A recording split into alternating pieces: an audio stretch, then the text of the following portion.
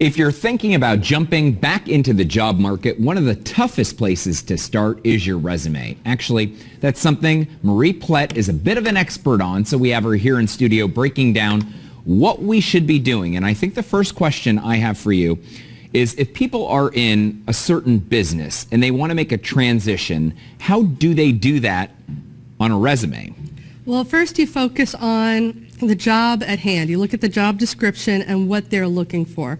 And most of these companies, they actually also talk about their corporate culture. So you really want to kind of echo the language and the priorities of the job description and the company within your resume. And then you need to connect the dots as to why your unique background makes you the perfect fit, how you were like fated for this opportunity, that everything kind of led up to this moment. So you just sort of have to convince both the applicant tracking software through keywords by matching the job description words, Got it. and then convince the human reader, or AKA your future boss, how I talk about it, that you were just meant for this job more than anybody else, because that's the only answer to the only question that matters.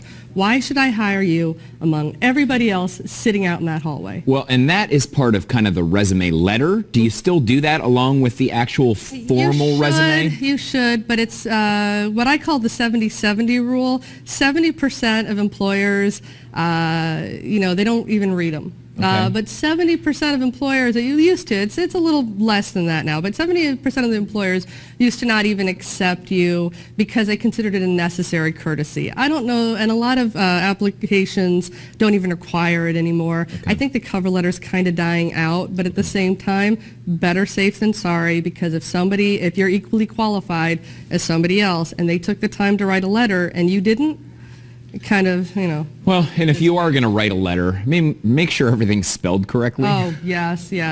Double check, proofread, Yeah. Spell check, your friend. I mean, a lot of people don't do that. Oh, shocking amount of people don't do that. It's insane. But yeah, just absolutely proofread your work, triple check your work every time. People care about the details. What about and this is kind of simplistic, but font size? And, you want to keep it simple is my point, correct? And you clean. Do. Well, you want to keep it clean. You want to keep it readable. I'm personally known, for designing graphic resumes. Mm-hmm. At Aspirations Resume, we're actually teaching resume writers, professional resume writers, how to design gorgeous graphic resumes that are still ATS friendly. Because believe it or not, even a very plain, simple, basic resume can fail the applicant tracking systems just by word choices or create application skips. Formatting is actually a lot easier than you realize, but you do kind of have to be a professional. Most people, if you're going to do it yourself, be very sparing on the graphics. If you want something like a graphic resume or an infographic resume, hire a professional who knows how to make them ATS friendly. And ATS is applicant tracking software. I love it. Thank you so much. Thank you. All of your information, by the way, is on our website at fox19now.com. Well, thanks for having me. We're going to be right back. But first, a live look outside at the roadways. Not too bad in the tri-state, so more on that coming up. Fox 19 Now First Alert Weather is sponsored by Toyota. Let's